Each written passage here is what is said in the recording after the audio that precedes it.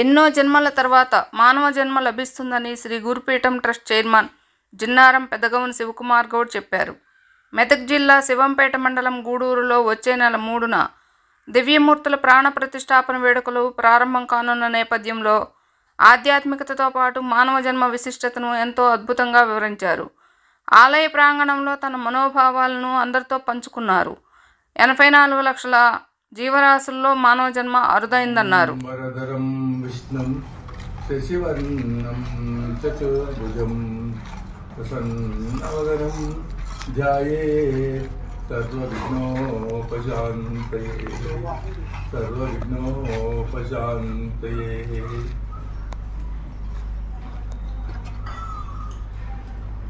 ధ్యానమూలం గురోర్మూర్తిం, పూజామూలం గురోర్పదం, మంత్రమూలం గురోర్వాక్యం, మోక్షమూలం గురోర్కృపా. గురుర్బ్రహ్మ గురుర్విష్ణు గురుర్దేవో మహేశ్వరః, గురుః సాక్షాత్ పరబ్రహ్మ పరం బ్రహ్మ తస్మై శ్రీ గురవే నమః.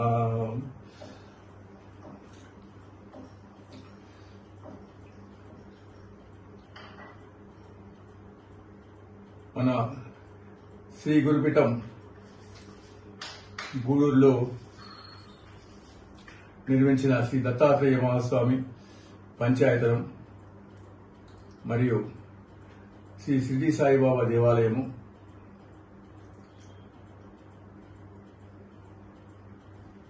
ఆది వృక్షాల పంచవటిలో జూన్ 3, 4, 5వ తేదీల్లో దివ్యమూర్తుల ప్రాణప్రతిష్ఠ పూజా కార్యక్రమము ఉన్న విషయము భక్త మహాశయులందరికీ తెలుసు.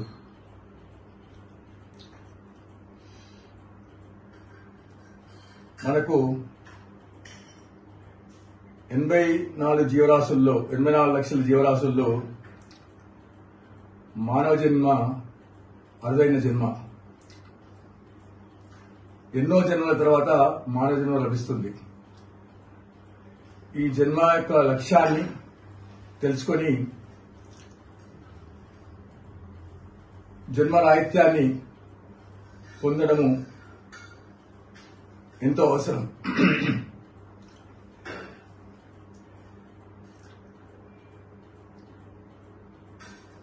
మన యువకుల భవిష్యత్తు, ఇక్కడ మన ప్రాంతం యొక్క ప్రజల భవిష్యత్తును దృష్టిలో ఉంచుకొని ఈ మహాక్షేత్రం దత్తాత్రేయ మహాక్షేత్రాన్ని ఇక్కడ నిర్మించడం జరిగింది. దత్తాత్రేయ అవతారము 21 అవతారాల్లో 6వ అవతారము. భగవంతుని 6వ అవతారమైన దత్తాత్రేయ మహాస్వామి అవతారము కృతాయుగం ప్రారంభంలో వెలువడి నిరంతరంగా ప్రతి యుగంలో అవతరిస్తూ యోగుల రూపంలో మనుషులందరినీ ప్రక్షాళన చేస్తూ ఉంటారు. దత్తాత్రేయ అవతారంకు ముగింపు లేదు. అలాంటి దత్తాత్రేయ అవతారము కృతాయుగం కన్నా ముందు 16 అవతారాలు, షోడశ అవతారాలని 16 అవతారాలు ఉన్నాయి. తదుపరి కలియుగంలో ఉన్న అవతారాలు 12 అవతారాల్లో ఇక్కడ మన శ్రీ గురుపీఠంలో దత్త పంచాయతీ దత్త అవతారాలతో ఇక్కడ ఈ మహాదేవాలయాన్ని నిర్మించడం జరిగింది. గర్భాలయం చుట్టూ గురువులు, ఆది గురువులైన వ్యాస భగవానులు, సాక్షాత్తు శ్రీమన్నారాయణ స్వరూపులు,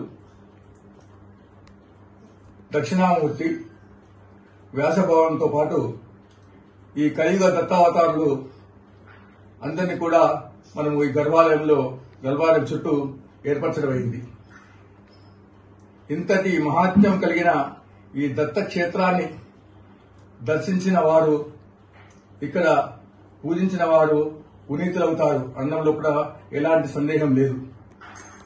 ఇక్కడ ఈ దత్తాత్రేయ క్షేత్రాన్ని స్థాపించడం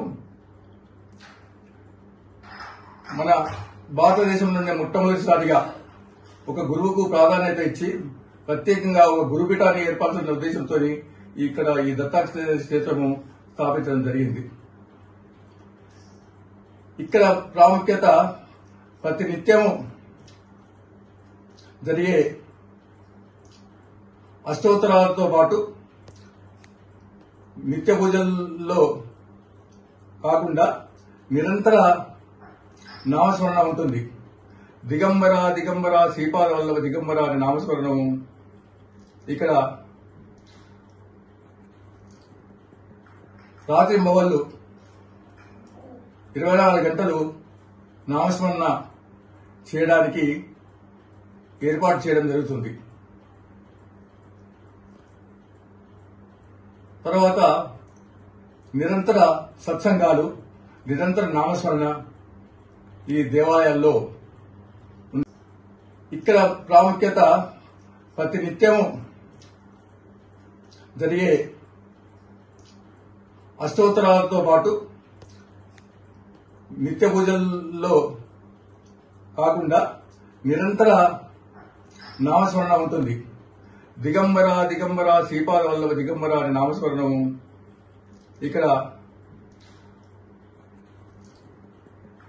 రాత్రి మొవళ్ళు 24 గంటలు నామస్మరణ చేయడానికి ఏర్పాటు చేయడం జరుగుతుంది. తర్వాత నిరంతర సత్సంగాలు, నిరంతర నామస్మరణ ఈ దేవాలయాల్లో ఉంటుంది. పక్కనే షిరిడి సాయినాథ్ దేవాలయం నిర్మించాము. శ్రీనివాస సాయినాథ్ దేవాలయంలో షిరిడిలో ఏ విధంగా అయితే పూజా కార్యక్రమాలు జరుగుతాయో అదేవిధంగా ఇక్కడ పూజలు నిర్వహించబడతాయి. నిరంతర సత్సంగ కార్యక్రమాలు ఉంటాయి, నిరంతర భజనలు.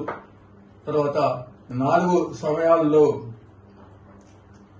కాకర హారతి, మధ్యాహ్న హారతి, సంధ్యాహారతి, శేజార్తులు యథావిధిగా ఉంటాయని భక్తమోషన్లందరికీ తెలియజేస్తున్నాం.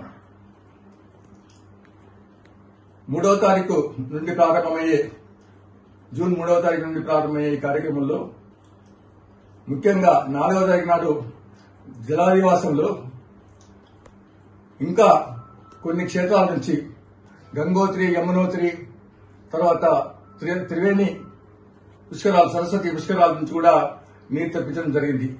ఇంతకుముందే నేను వివరించాను. యానం నుండి సముద్ర జలాలు, తర్వాత తుంగభద్ర జలాలు, కృష్ణా జలాలు, గోదావరి జలాలు, మానసరోవర్ జలాలు, మహాకుంభమేళ జలాలతో మనము ఇక్కడ జలాదివాసం నిర్వహించబోతున్నాము.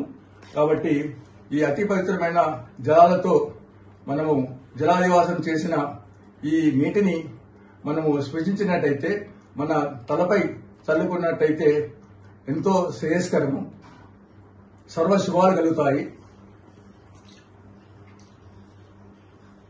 మనకున్న అశుభాలన్నీ తొలగిపోతాయని భక్తమాషులను తెలియజేస్తూ ఈ సదవకాశాన్ని ఎవరు కూడా మిస్ కాకుండా ఈ 4వ తారీఖు కూడా చాలా శ్రేష్టమైన దినంగా భావించి 4వ తారీఖు నాడు ఉదయం వచ్చి జలాదివాసంలో పాల్గొనాలని, తదుపరి 11 గంటలకు మన విశ్రాంత న్యాయమూర్తి, తెలంగాణ హైకోర్టు విశ్రాంత న్యాయమూర్తి జస్టిస్ చంద్రకుమార్ గారు మరియు సాయి భక్తులు శ్రీ మైనంపాటి ప్రసాద్ గారు వారి యొక్క ప్రవచనాన్ని తెలియజేస్తారు. కాబట్టి సాయి భక్తులందరూ ఈ అవకాశాన్ని సద్వినియోగం చేసుకోవాలని మరోసారి భక్త మహాశయులందరికీ తెలియజేస్తున్నాం. అవధూత చింతన శ్రీ గురుదేవ దత్త.